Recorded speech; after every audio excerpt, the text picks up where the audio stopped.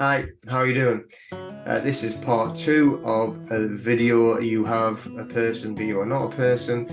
This part here, it's a bit of a shorter video because I want to do other videos as well, just running along on the series. This is talking more about, again, the legal fiction is your straw man, the fictional character. So now we're going to go on to how they use the person in the fictional finance system, the fiat currency system. So interesting, hopefully. And then what we're going to do is go over the basics of the credit, creation of credit, the actual banking system, but on the basics, just how you will actually be involved in it. So not too deep and confusing, and building us up to the next part on how we can actually tackle it and hopefully obtain a remedy from it. Hopefully that you're all enjoying the videos. Hopefully that you're keeping yourselves busy preparing for this zombie apocalypse that's coming to us. We're out every single day, getting out in the countryside, getting into nature, walking the dogs down by the river and in the woods, doing a lot of meditation, preparing ourselves and physically training, making sure that we're fit and healthy and ready to fight off all of the zombies as they come trying to ravage through the towns in all of the coming months or years or whatever it is that they're doing. So the world seems to be getting crazier by the day, doesn't it? Enjoy the video, and then we'll have a look at the next part as well on how to obtain remedy from this fake, fictional banking financial system and fiat currency. Take care. Hello there, and welcome to part two of this series. I promised you would do another video on you have a person, but you are not a person. On this video, we're going to touch on the topic of another fictional creation, which is the fiat currency or the financial system. What we're going to do is we're going to go over the rules and regulations, how they use your straw man, your fiction, in a fictional system with fictional currency and try to steal from you all the time. Full disclosure, right? I did not create the financial system I'm going to tell you about. So all of the rules and regulations, I didn't find them written on a stone tablet under a tomb somewhere. I actually found them by reading the Green Book. A lot of people call it the Green Book. It's the civil court practice book, and it shows you the civil procedures or the civil rules for the acts and statutes and the financial system we're going to talk about.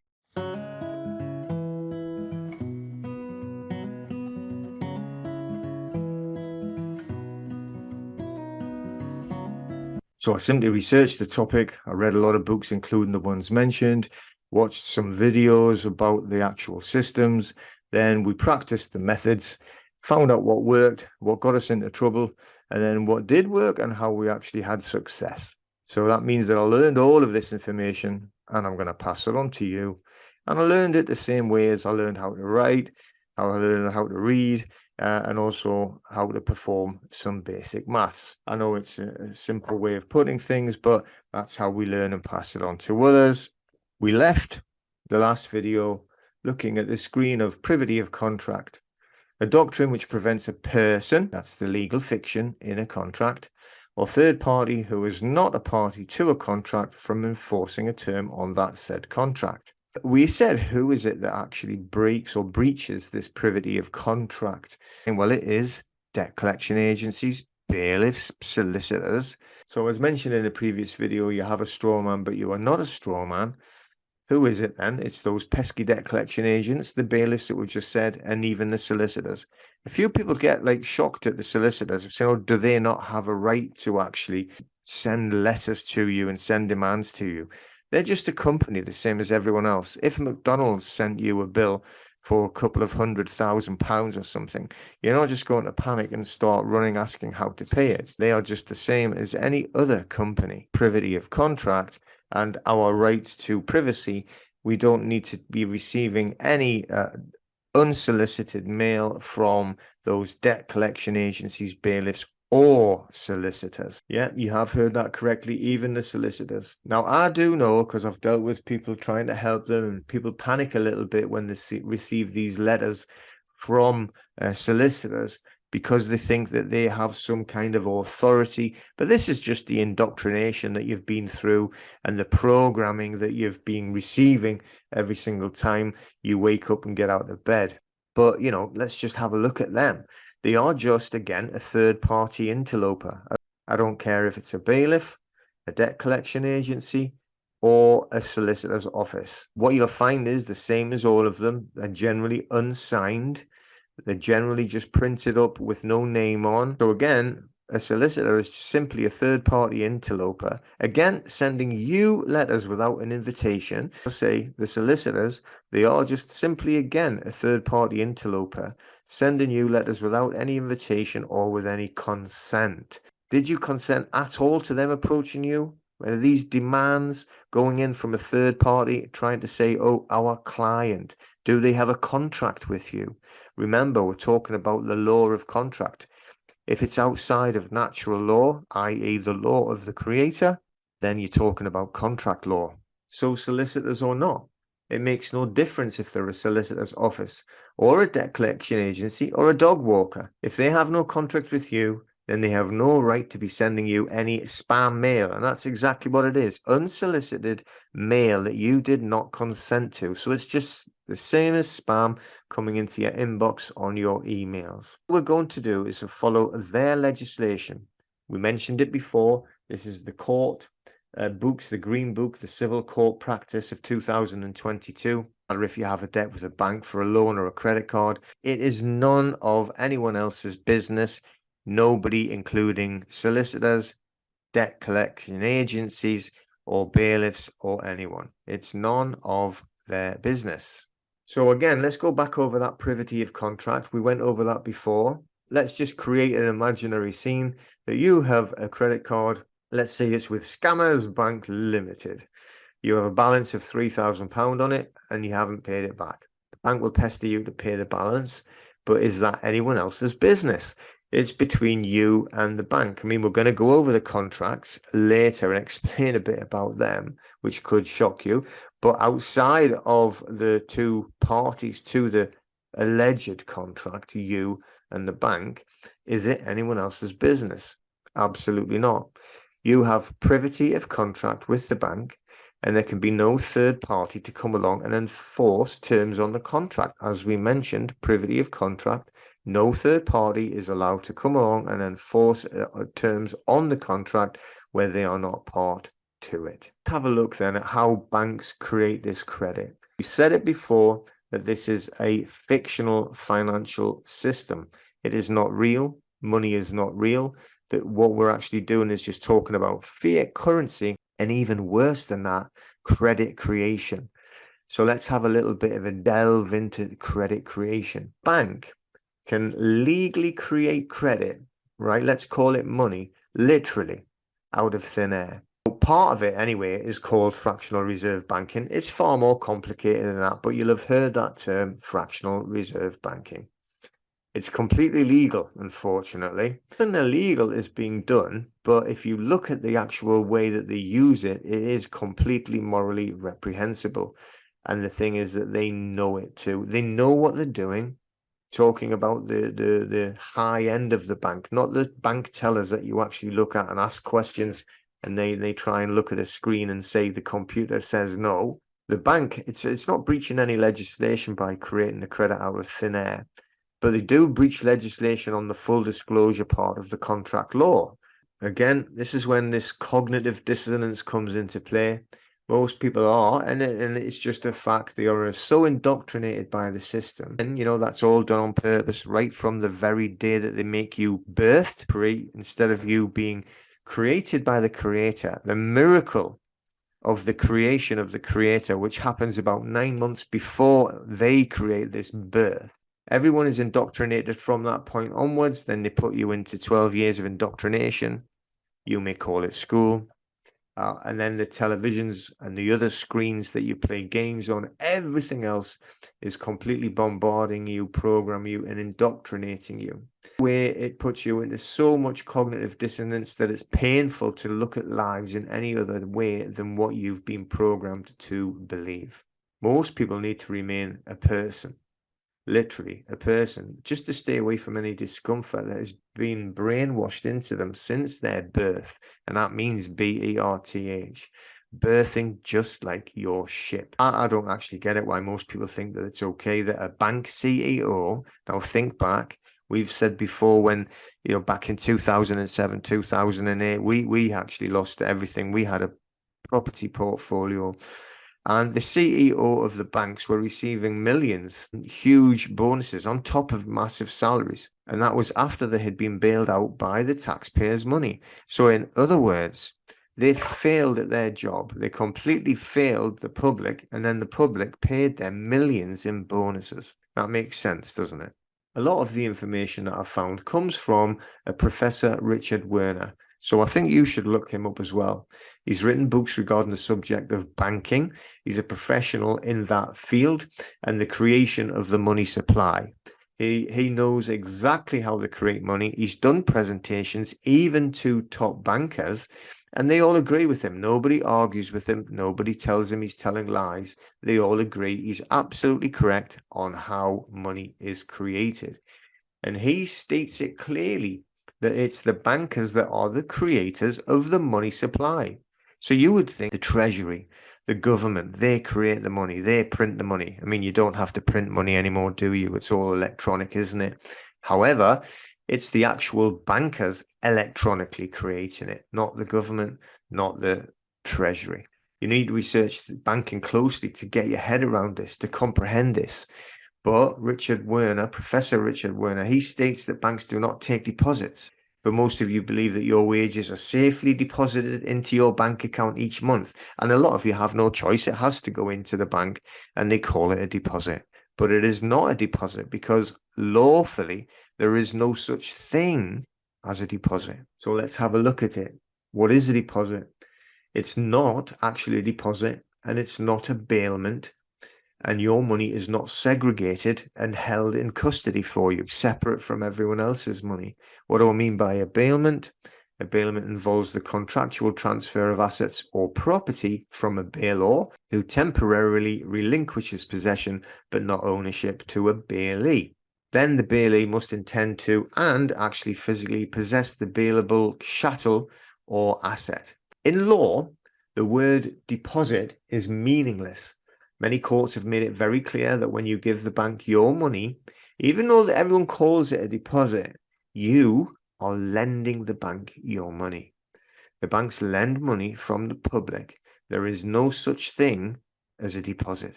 The image that the banks have created and the perception that they've actually given to the public is that the banks take deposits from them, from the public, then they lend out that money to others in the form of loans. But banks do not lend money to anyone. There are no bank loans. At law, it is very clear.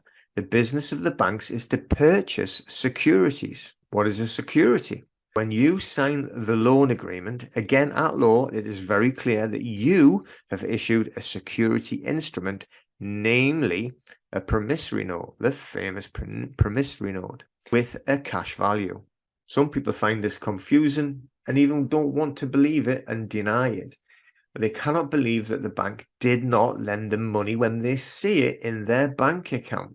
But the bank here uses a play on words and a lot of fiction and a lot of sleight of hand. It's you who's created the credit by you signing a promissory note or a security instrument. Either way, that's exactly what it is, a security or a security instrument. Then how do you get the money? The banks say things like, you'll find it in your account. What they cannot say is that, well, we're going to transfer the money into your account from our account because there was no money. It's simply created out of thin air, and then they tap some buttons on a computer and it appears in your account. So the bankers, in fact, I tell you what, let's be more precise and we'll call them the banksters. And they've conned us for centuries, and I mean centuries, by making us believe that our deposits, by making us believe that they're going to take the deposits of the public, take our deposits.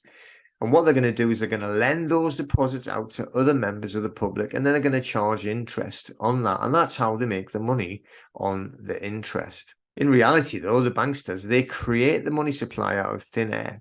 And it's been proven time and time again. And it's by having you create the security instrument. And then what happens is you've signed it, you've given it power. And then even though it is your security instrument, they add it to their accounts as an asset. If you did that, they'd put you in prison for fraud or theft, because what they are doing is you are creating a security instrument. Now, if you think about the actual loan application, they have on there what is called a sum certain. That means the words are written out. Let's say it's £10,000 written out in words, £10,000. You also have it written in a numerical fashion with the pound sign and then the numbers after saying £10,000. Then you actually have your sign of nature or your signature. That also, if you think back, hopefully you'll have seen a check, used a check before. That is exactly like a check. You've just signed a check and then you've given it to the bank. And then the bank have taken that check without informing you, giving you full disclosure of what you have done. And then they place that into their account as an asset. Does that not sound like theft to you?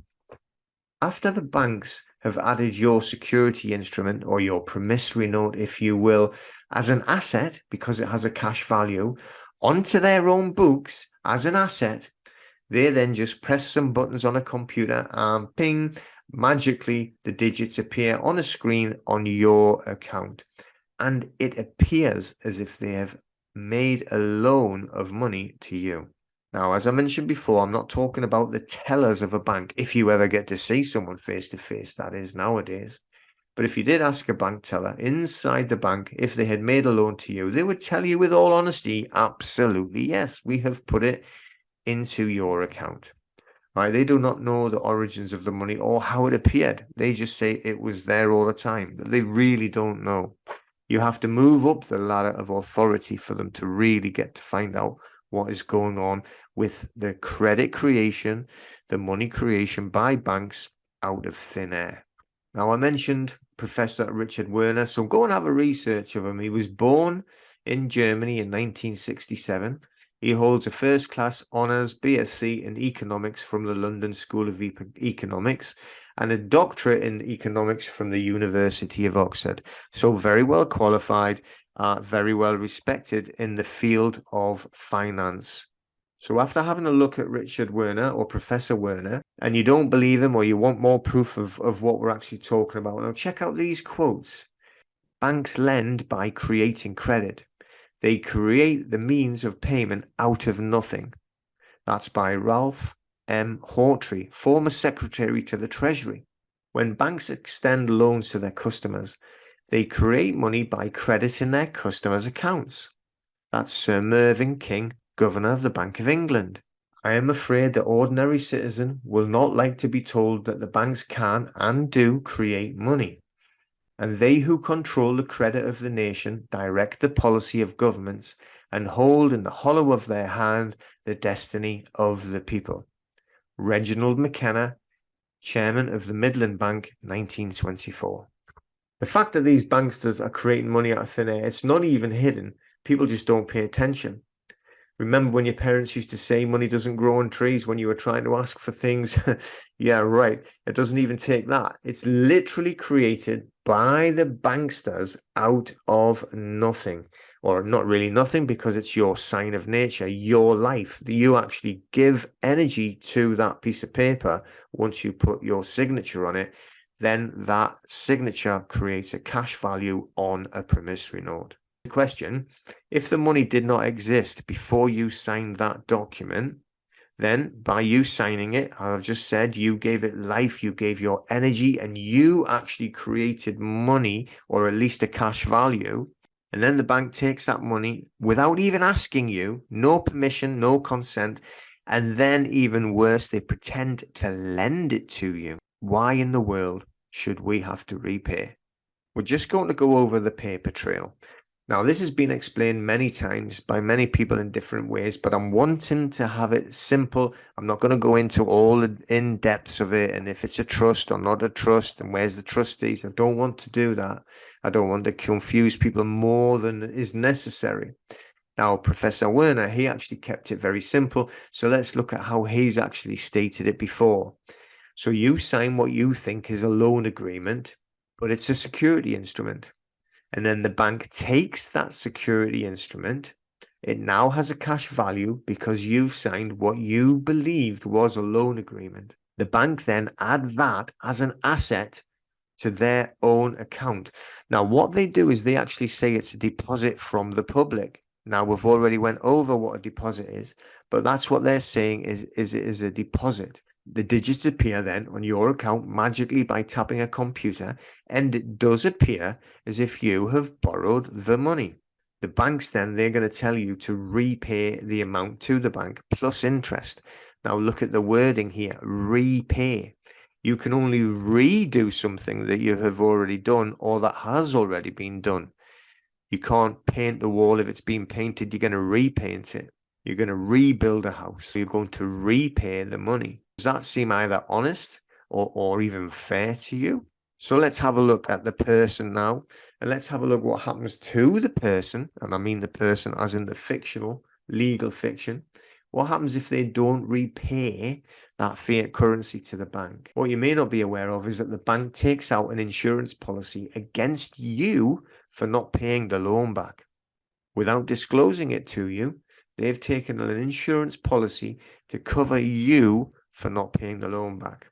I mean, who would have thought that, eh? What a cheek. After a certain period of time, if you're not going to repay the money, so if you haven't repaid it, usually that would be about 90 days. The bank then can cash in their insurance policy that they took out when you put your signature on that promissory note. And after 90 days, they're going to cash in that insurance policy and they're going to get the full amount of currency, the fiat currency, and it's going to get paid out to them again. Have a look at the actual security instrument itself, or the promissory note, whichever name you want to call it. I created a security instrument and it's got a cash value. We know that it has a cash value. That means wherever it is now, it still has a cash value. It will always have a cash value if it's got a signature. It's got a sum certain written on as well as the numerical version of the amount. The bank, they've already securitized this security instrument. What does that mean? It means that they've actually sold it to another financial institute. Now, I have read many financial documents. I have read many mortgage documents. It clearly states on the document that the bank are allowed, once you have signed the agreement, they have power of attorney to securitize that document as often as is needed without further signature. When you read that, most people don't comprehend what that means at all. It actually states they can securitize the instrument. Well, when you've read that in a mortgage contract, it's just baffling. And this is how they just fool people all the time. Keeping the security instrument in mind, that has a cash value. And once you've discharged the debt, that means that you've actually repaid the amount. You should actually get the original security instrument returned to you. You should get that back because it's been discharged. Has that ever happened to you or anyone that you know? Have they ever gotten their security instrument or what they may believe as a loan application returned to them once the loan has been settled or discharged? Another thing to keep in mind about this situation is the contract.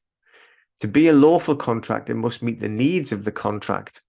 The 5 pillars, if you like, of the contract: full disclosure, mutual intent, equal consideration, a meeting of the minds, and lawful terms and conditions. So let's have a look at full disclosure. Did the bank explain that we were creating a security instrument when we signed that application form? Did the bank explain that that security instrument that we've now created actually has a cash value? Did the bank explain that the security instrument that you've created actually creates the credit, as in the actual money that's been created for this transaction to happen? Did the bank explain that they are going to charge interest on a pretend loan? It is a pretend loan, it's not real, because we created the credit. Does that sound like full disclosure to you? The next pillar was mutual intent. This shows that both parties intend to create the contract or agreement together.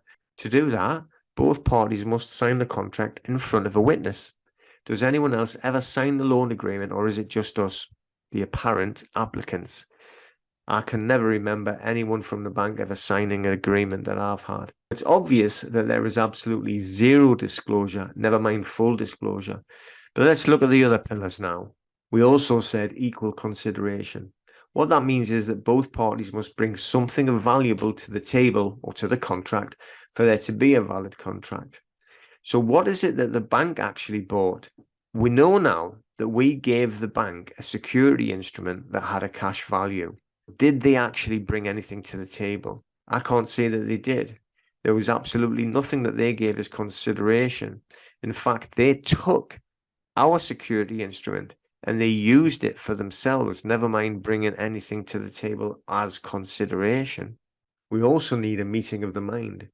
This means that the parties to the contract, be it a credit agreement or any other type of contract, they have to have mutual comprehension and agreement of the situation or arrangement that they're both entering into. They have to meet minds and agree everything and know both sides of the coin. And conditions also need to be met. No party can require illegal acts as part of the contract.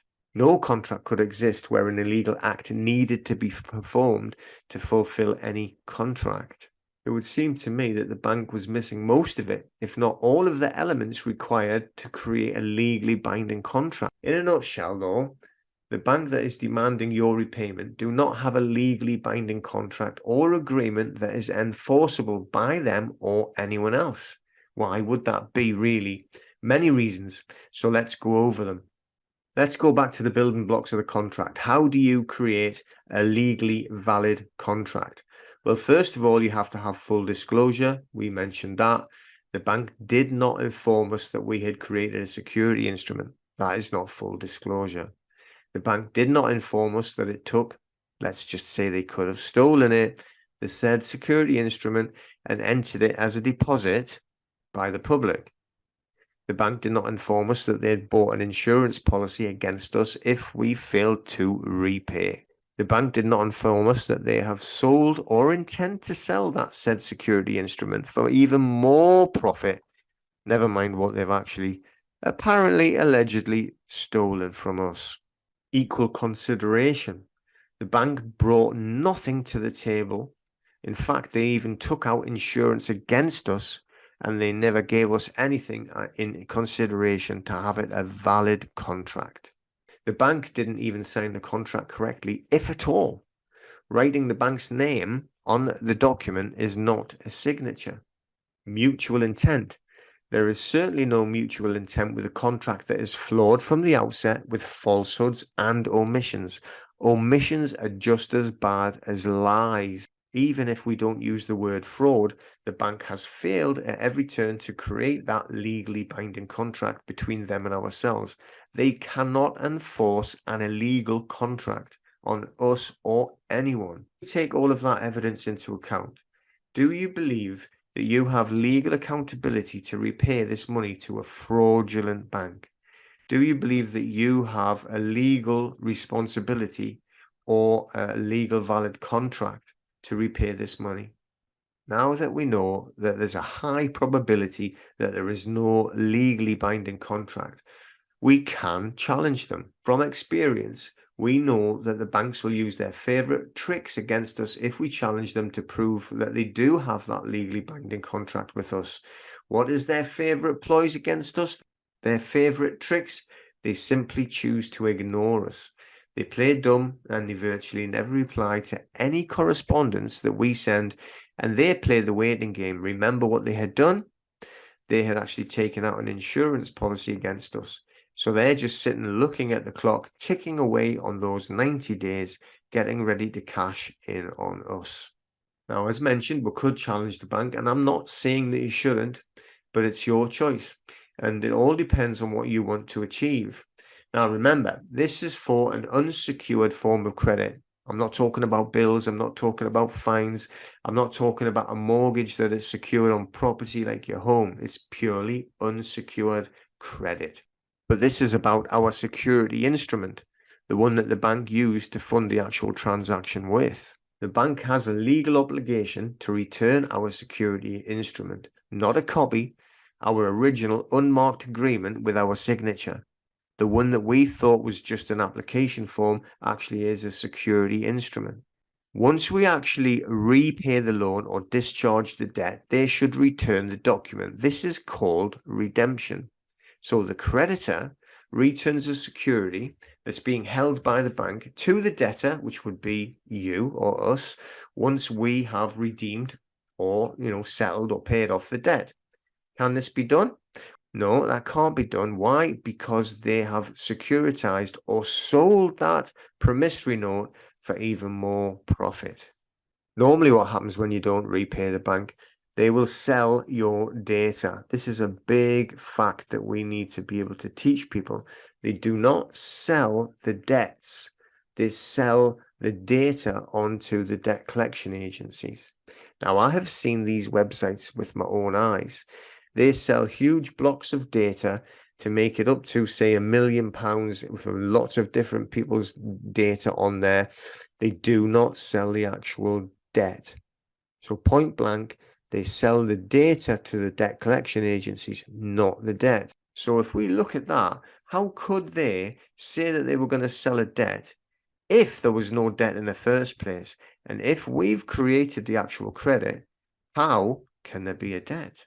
Once the actual bank has sold it to a debt collection agency or a DCA, that debt collection agency is now going to start contacting you via letters, via emails, via texts. I've seen people who get them every single day with all sorts of demands for you to repay debt that's never existed in the first place, either to the bank and definitely not to the debt collectors. The debt collectors don't even have a right to contact you, but they don't really care about the legalities, and you will see that by their actions. They really are very bad. These guys really take the biscuit when it comes to breaching data regulations. To see how we sort this bunch of toe rags out, you need to watch part 3 of this video series. So now that we've covered the basics of how the banks actually create credit and how they trick you into believing that you have actually received a loan, then if you haven't repaid that said loan, they sell your data. Remember, not the debt, it didn't even exist anyway. They sell the debt onto a debt collection agency. The debt collection agencies have got the bit between their teeth. They really try going for it. And they will come at you from all directions with all types of communication, trying to scare you into paying them now, not the bank, but them. A debt collection agency have no right to contact you. They absolutely have no contract with you, and they have no chose in action, which is the thing in action, which means they cannot enforce this debt through the courts. So to keep this video nice and short, what we're going to do is create a third video on how to actually deal with the debt collection agencies and get them off your back and get rid of them, as they have no legal right to even be talking to you. So until the next video.